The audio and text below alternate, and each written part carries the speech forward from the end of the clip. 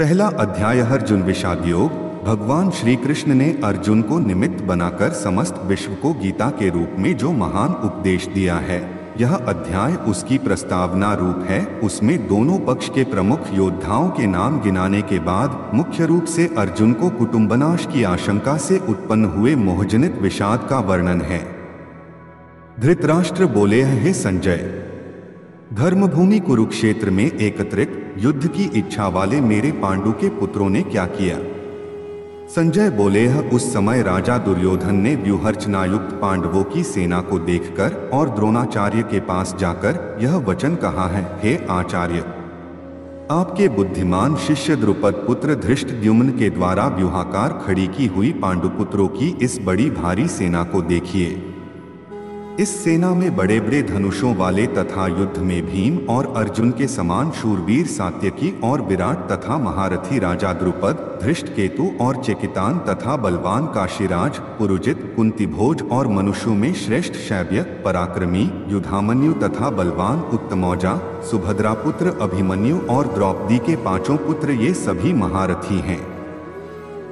हे ब्राह्मण श्रेष्ठ, अपने पक्ष में भी जो प्रधान हैं उनको आप समझ लीजिए। आपकी जानकारी के लिए मेरी सेना के जो सेनापति हैं उनको बतलाता हूँ। आप द्रोणाचार्य और पितामह भीष्म तथा कर्ण और संग्राम विजय कृपाचार्य तथा वैसे ही अश्वत्थामा, विकर्ण और सोमदत्त का पुत्र भूरिश्रवा और भी मेरे लिए जीवन की आशा त्याग देने वाले बहुत से शूरवीर, अनेक प्रकार के अस्त्रों शस्त्रों से सुसज्जित और सब के सब युद्ध में चतुर हैं। भीष्म पितामह द्वारा रक्षित हमारी वह सेना सब प्रकार से अजेय है और भीम द्वारा रक्षित इन लोगों की यह सेना जीतने में सुगम है। इसलिए सब मोर्चों पर अपनी अपनी जगह स्थित रहते हुए आप लोग सभी निःसंदेह भीष्म पितामह की ही सब ओर से रक्षा करें। कौरवों में वृद्ध बड़े प्रतापी पितामह भीष्म ने उस दुर्योधन के हृदय में हर्ष उत्पन्न करते हुए उच्च स्वर से सिंह की दहाड़ के समान गरजकर शंख बजाया। इसके पश्चात शंख और नगारे तथा ढोल, मृदंग और नरसिंहे आदि बाजे एक साथ ही बज उठे। उनका वह शब्द बड़ा भयंकर हुआ।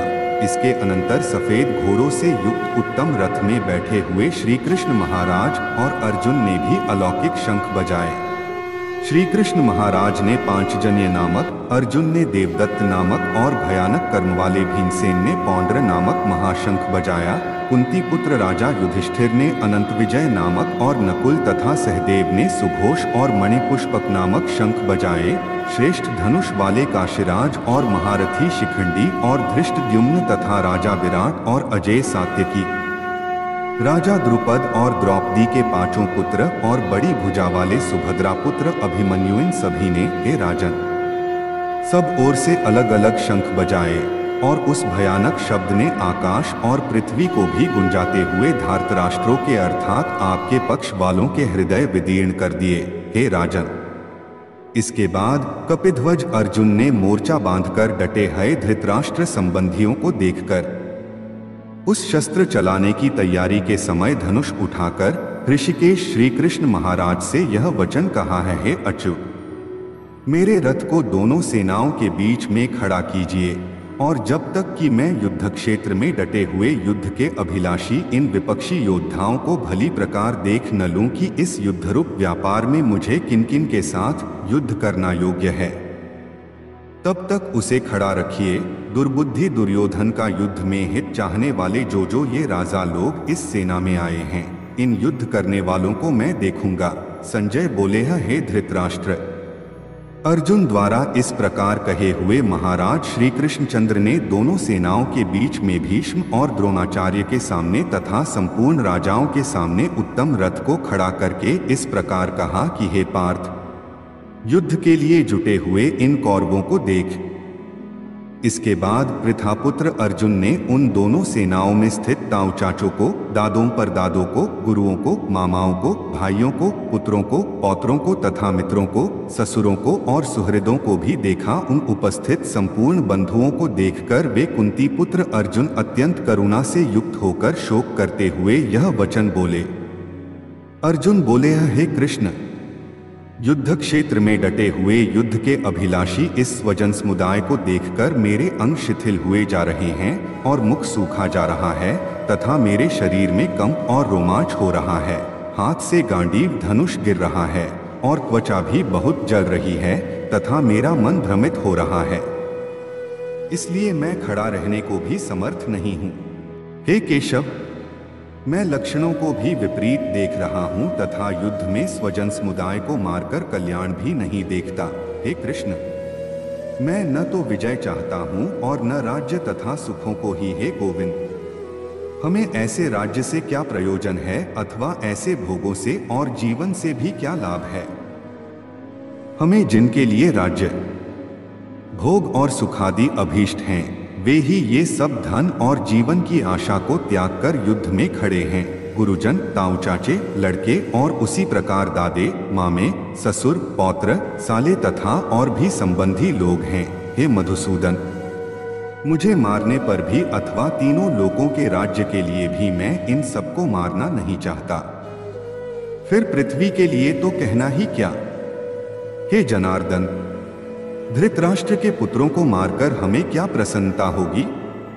इन आत्ताइयों को मारकर तो हमें पाप ही लगेगा। अतएव हे माधव, अपने ही बांधव धृतराष्ट्र के पुत्रों को मारने के लिए हम योग्य नहीं हैं, क्योंकि अपने ही कुटुंब को मारकर हम कैसे सुखी होंगे। यद्यपि लोभ से भ्रष्टचित्त हुए ये लोग कुल के नाश से उत्पन्न दोष को और मित्रों से विरोध करने में पाप को नहीं देखते, तो भी हे जनार्दन, कुल के नाश से उत्पन्न दोष को जानने वाले हम लोगों को इस पाप से हटने के लिए क्यों नहीं विचार करना चाहिए। कुल के नाश से सनातन कुल धर्म नष्ट हो जाते हैं। धर्म के नाश हो जाने पर संपूर्ण कुल में पाप भी बहुत फैल जाता है। हे कृष्ण, पाप के अधिक बढ़ जाने से कुल की स्त्रियां अत्यंत दूषित हो जाती हैं और हे वार्ष्णेय, स्त्रियों के दूषित हो जाने पर वर्णसंकर उत्पन्न होता है। वर्णसंकर कुलघातियों को और कुल को नरक में ले जाने के लिए ही होता है। लुप्त हुई पिंड और जल की क्रिया वाले अर्थात श्राद्ध और तर्पण से वंचित इनके पितर लोग भी अधोगति को प्राप्त होते हैं। इन वर्णसंकर कारक दोषों से कुलघातियों के सनातन कुल धर्म और जाति धर्म नष्ट हो जाते हैं। हे जनार्दन, जिनका कुल धर्म नष्ट हो गया है, ऐसे मनुष्यों का अनिश्चित काल तक नरक में वास होता है, ऐसा हम सुनते आए हैं। हाँ, शोक, हम लोग बुद्धिमान होकर भी महान पाप करने को तैयार हो गए हैं। जो राज्य और सुख के लोभ से स्वजनों को मारने के लिए उद्यत हो गए हैं। यदि मुझ शस्त्ररहित और सामना न करने वाले को शस्त्र हाथ में लिए हुए धृतराष्ट्र के पुत्र रण में मार डालें तो वह मारना भी मेरे लिए अधिक कल्याणकारक होगा। संजय बोले। रणभूमि में शोक से उद्विग्न मन वाले अर्जुन इस प्रकार कहकर बाण सहित धनुष को त्याग कर रथ के पिछले भाग में बैठ गए। इस प्रकार उपनिषद, ब्रह्म विद्या तथा योग शास्त्र रूप श्रीमद् भगवद गीता के श्री कृष्ण अर्जुन संवाद में अर्जुन विषाद योग नामक प्रथम अध्याय संपूर्ण हुआ।